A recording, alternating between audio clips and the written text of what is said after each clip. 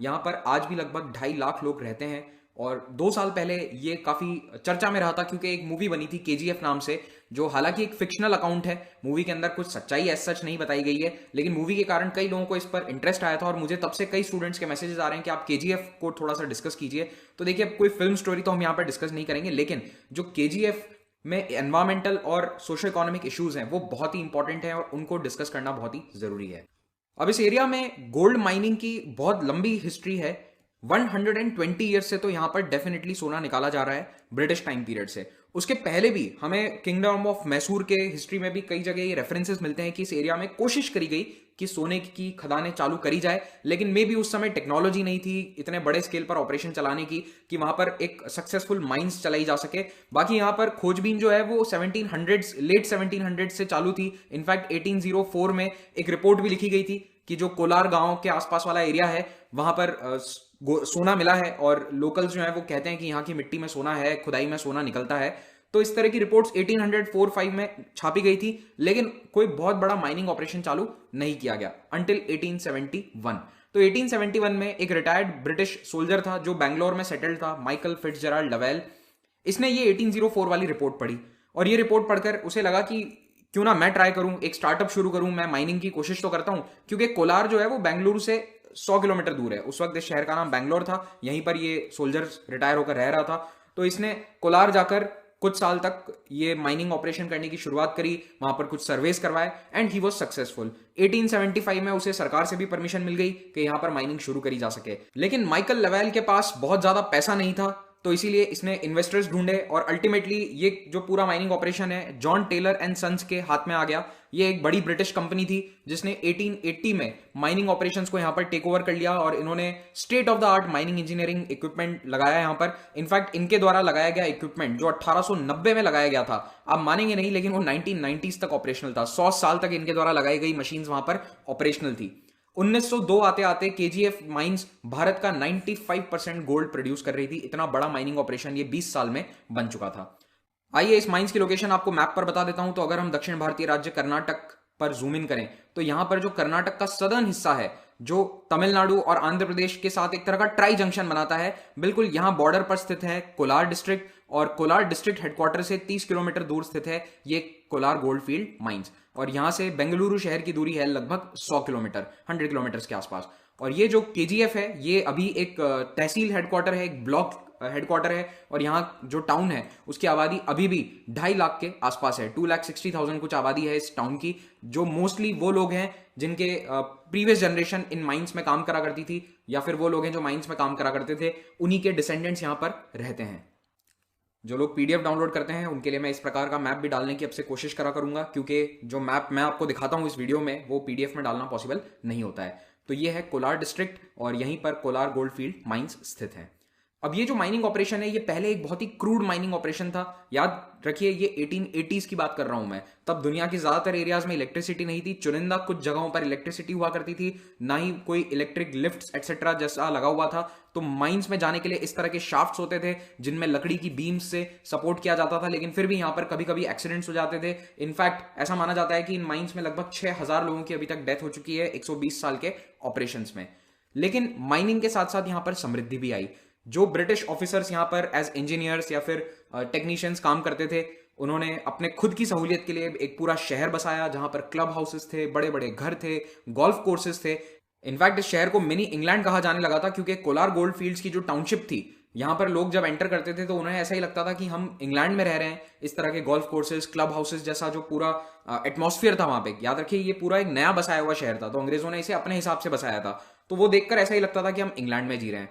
तो वैसे ऊपरी तौर पर, सतही तौर पर ये इंग्लैंड था, लेकिन जो माइन वर्कर्स थे उनके लिए कोई इंग्लैंड जैसी कंडीशंस नहीं थी। वो तब भी कूली लेन्स में रहते थे जहां पर सुविधाएं कम थी, लेकिन डेफिनेटली हॉस्पिटल जैसी सुविधाएं उपलब्ध थी वहां पर। तो एमिनिटीज थी, लेकिन ज्यादातर एमिनिटीज ब्रिटिश ऑफिसर्स या टेक्नीशियंस के लिए थी। बाकी जो वर्कर्स थे, माइन वर्कर्स, जो बहुत ही खराब कंडीशंस में काम करते थे अंडरग्राउंड, जहां पर टेम्परेचर बहुत ज्यादा होता है। याद रखिए जब जमीन में आप नीचे जाते हैं तो टेम्परेचर बढ़ जाता है, तो कई जगहों पर टेम्परेचर 47-48 डिग्री सेंटीग्रेड तक होता था। ह्यूमिडिटी 90-95% होती थी। और ये वो समय नहीं था जब एयर कंडीशनिंग यूनिट से हवा पंप करी जा सके नीचे। अब तो ये सब होता है माइंस में, लेकिन उस समय नहीं होता था। तो इस मिनी इंग्लैंड को बसाने के पीछे भारत के लोगों का हार्ड लेबर था, लेकिन यहां से जो सोना निकल रहा था वो भी डेफिनेटली इस एरिया में तरक्की लेकर आया था। एक और बहुत बड़ा माइलस्टोन कोलार गोल्ड फील्ड के डेवलपमेंट में था यहां पर बिजली सप्लाई पहुंचना। 1902 में जब दुनिया के ज्यादातर हिस्से में बिजली की सप्लाई नहीं थी, जब बेंगलुरु और मैसूर जैसे शहर जो कैपिटल थे, प्रिंसली किंगडम के कैपिटल थे, या फिर बैंगलोर एक बहुत बड़ा कैंटोनमेंट टाउन था, वहां पर भी बिजली नहीं थी, उससे पहले कोलार गोल्ड फील्ड पूरी तरह से इलेक्ट्रीफाइड था।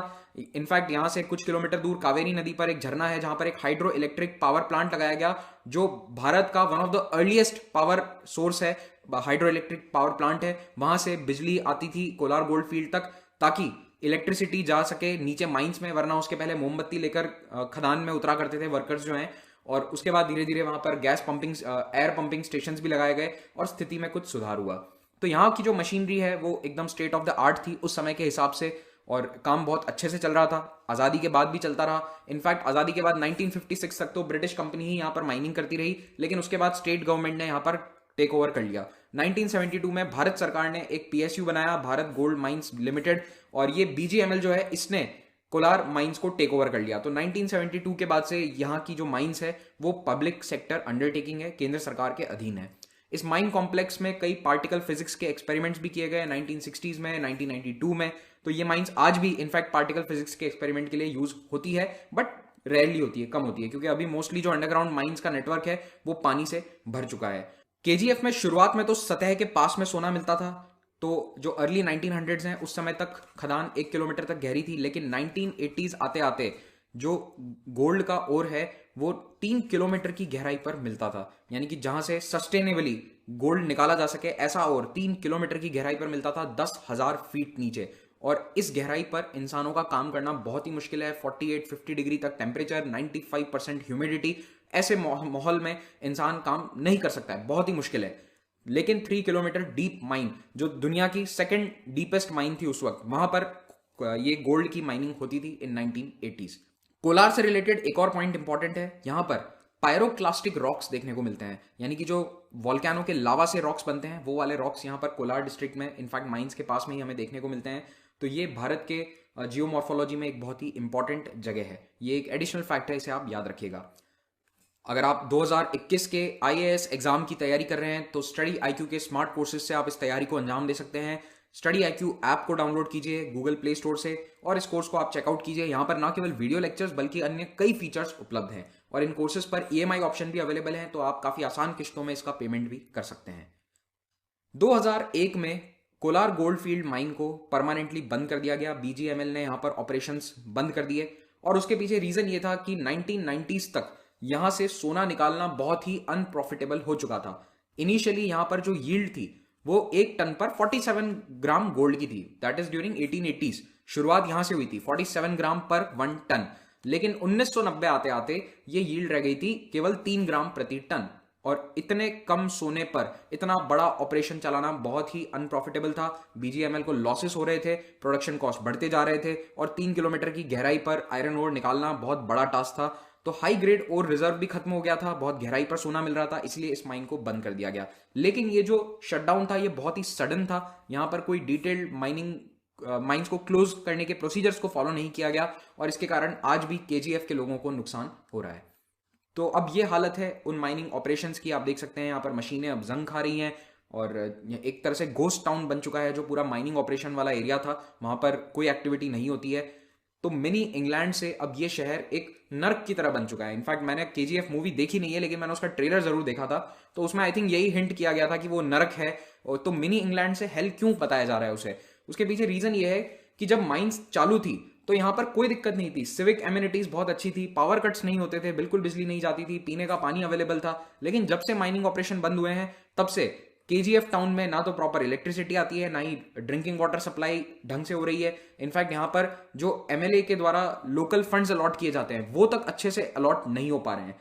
माइंस में जो हजारों मजदूर काम करते थे उनके जीवन यापन का सोर्स जब एकदम से खत्म हो गया तो वो अचानक से गरीबी का मुंह ताकने लगे, क्योंकि इनकी सैलरीज इतनी होती थी कि ये अपने आप को बस सस्टेन कर सकें। तो जो लेबर यहाँ पर काम करती थी वो आज बिल्कुल गरीबी में जी रही है। ज्यादातर लोगों की या तो बीमारी से डेथ हो गई, या फिर जो उनकी नेक्स्ट जनरेशन हैं वो आज भी गरीबी में जी रही हैं। उनके पास यहाँ पर लाइवलीहुड के सोर्सेज नहीं है, किसी भी तरह का कोई फाइनेंशियल या हेल्थ पैकेज सरकार की तरफ से यहाँ पर नहीं दिया गया। और यहाँ पर जो रेजिडेंट्स हैं वो आज भी उन्हीं कूली लेन्स वाली जो शैंटीज होती हैं, जो 100 स्क्वायर फीट का एक घर है उसमें रह रहे हैं। आप इमेजिन कीजिए 10 बाय 10 के एक कमरे में कैसे लोग रह पाते होंगे। लेकिन इस तरह की यहाँ पर 400 कॉलोनीज बसी हुई हैं, लगभग 2.5 लाख लोग यहाँ पर रहते हैं। और अभी एक रीसेंट प्रॉब्लम ये भी है कि यहाँ पर प्रॉपर टॉयलेट फैसिलिटीज नहीं है, क्योंकि जब एक स्लम की तरह एरिया हो जाता है तो यहाँ पर ओपन ड्रेन्स हैं, प्रॉपर टॉयलेट्स नहीं है, तो उसके कारण ओपन डेफिकेशन की समस्या है, कम्युनिकेबल डिजीजेस समय समय पर यहाँ होती रहती हैं। लेकिन इनसे भी बड़ी समस्या लोगों को है कि उनके पास नौकरी के सभी साधन खत्म हो गए। यहाँ पर किसी प्रकार की जॉब्स या एम्प्लॉयमेंट अपॉर्चुनिटी नहीं थी, तो लोग बेंगलुरु जाने लगे, जो 100 किलोमीटर दूर है। ट्रेन चलती है, ट्रेन 1.5 से 2 घंटा लेती है, तो दिन में आना जाना 4 घंटे का कम्यूट है, तो it is not very easy. लेकिन आज केजीएफ के ज़्यादातर लोग, जो जवान लोग हैं, वो सुबह सुबह 4-5 बजे उठ के ट्रेन पकड़ते हैं, बेंगलुरु जाते हैं, वहाँ पर जॉब करते हैं, चाहे रिक्शा चलाते हैं या मॉल्स में जॉब करते हैं। बहुत सारी इंडस्ट्रीज हैं बेंगलुरु में, वहाँ पर वो लोग जॉब करते हैं और फिर वापस रात को घर लौट आते हैं। क्योंकि आप जानते ही हैं बेंगलुरु एक मेट्रो शहर है, वहाँ पर रहना इतना आसान नहीं है, कॉस्ट ऑफ लिविंग बहुत ज़्यादा है, तो वो इतना ही कमा पाते हैं कि वो कम्यूट करके फिर से केजीएफ में आकर रह सकें। केजीएफ की अगली बड़ी समस्या है माइनिंग वेस्ट। माइंस में जो गोल्ड का ओर निकलता है, उसको प्रोसेस करने के समय बहुत सारा वेस्ट प्रोडक्ट आता है। ये वेस्ट प्रोडक्ट्स अक्सर माइंस में इसको टेलिंग्स कहा जाता है, और यहां पर ये टेलिंग्स कोई और तरीका नहीं था, तो केवल उसको डंप कर दिया गया खाली जमीन पर, और ये डंप करते करते इतना ऊंचा पहाड़ बन चुका है। आप इसकी हाइट देखिए, कंपेयर कीजिए, यहाँ पर ये ऑटो है, ये इंसान है, और उसके मुकाबले इन पहाड़ों को देखिए। 40 मीटर जितने ऊंचे यहाँ पर वेस्ट के पहाड़ बने हुए हैं, जो बहुत बड़े एरिया में फैले हैं। 15 to 20% जो माइनिंग लीज का एरिया है, माइनिंग लीज का एरिया अप्रोक्सीमेटली 58 स्क्वायर किलोमीटर है, उसमें से 20% एरिया पे इस तरह के टॉक्सिक वेस्ट के पहाड़ आज बने हुए हैं। क्योंकि माइनिंग बंद हो गई तो इनका जो प्रोसेस है वो पूरी तरह से ठप हो गया। जो वेस्ट प्रोडक्ट पड़ा था वो आज भी वैसा का वैसा पड़ा है 20 साल बाद, और इसके कारण वहां के लोगों की हेल्थ पर नेगेटिव इंपैक्ट पड़ रहा है, क्योंकि इसमें बहुत सारे केमिकल्स हैं जो लोगों के लिए नुकसानदायक हैं। तो केमिकल क्यों है? क्योंकि देखिए, जब गोल्ड को प्रोसेस किया जाता है तो उसमें साइनाइड का इस्तेमाल होता है, तो इसीलिए जो साइनाइड है ये एक तरह का वेस्ट प्रोडक्ट के रूप में निकलता है। Cyanide, silica, copper sulphate, sodium silicate, ये सब केमिकल्स इन पहाड़ों में देखने को मिलते हैं, और ये ग्राउंड वाटर को कंटामिनेट कर रहे हैं। सबसे पहली समस्या तो ये है, क्योंकि ये ग्राउंड वाटर में लीच हो जाते हैं सारे प्रोडक्ट्स, अल्टीमेटली ग्राउंड वाटर खराब होता है, लोगों को पीने के लिए टॉक्सिक पानी मिलता है। और दूसरा, जब बारिश होती है तो इनके ऊपर से जो पानी बहकर जाता है वो अल्टीमेटली किसी ना किसी नदी में या फिर छोटी स्ट्रीम में जाता है, या फिर आसपास के खेतों में जाता है, जिससे खेती की जमीन खराब हो रही है। कंटिन्यूसली वहां के किसान कंप्लेन कर रहे हैं कि हमारी धरती इनफर्टाइल होती जा रही है, क्योंकि बारिश का पानी इन टॉक्सिक वेस्ट के पहाड़ों से बहकर आता है और हमारे खेतों के अंदर चला जाता है, जिससे खेत बंजर होते जा रहे हैं। दूसरी समस्या यह है कि जब हवा चलती है तेज, तो यहां से मिट्टी उड़ती है, बहुत ही बारीक डस्ट होती है जिसमें साइनाइड होता है या फिर सल्फेट्स होते हैं। ये लोगों को स्किन एलर्जीज कॉज कर रहे हैं, और साथ ही साथ पूरे एरिया में रेस्पिरेटरी प्रॉब्लम्स भी देखने को मिल रही हैं। जो केजीएफ माइंस में काम करते थे वर्कर्स, उनमें से बहुतों को सिलिकोसिस और लंग कैंसर जैसी समस्या है। इनफैक्ट पिछले 20 सालों में जो वर्कर्स बेरोजगार हो गए थे, उनमें से कईयों की डेथ हो चुकी है। ऐसे ऐसे केसेस भी हैं कि खदान में केवल 10 साल काम करने वाला व्यक्ति लंग कैंसर से मर गया या सिलिकोसिस से मर गया। तो ये जो प्रॉब्लम है ये भी एक अपने आप में बड़ी समस्या है, और सरकार ने इनको कंपेंसेशन दिया, लेकिन कितना? 2,000, 3,000, 10,000 जितने रुपए जितना कंपेंसेशन इन लोगों को मिला, जबकि इनके पूरे फेफड़े खराब हो गए। अब हालांकि मैं मानता हूं कि ये केवल केजीएफ की प्रॉब्लम नहीं है, दुनिया भर में जितनी भी माइंस है वहां पर सिलिकोसिस और लंग कैंसर एक हैजार्ड होता है, ऑक्यूपेशनल हैजार्ड है, लेकिन यहां पर इस समस्या के निदान के लिए कुछ भी नहीं किया गया। ये सारी समस्याएं बेसिकली इसलिए आई क्योंकि केजीएफ माइन को प्लान्ड तरीके से क्लोज नहीं किया गया।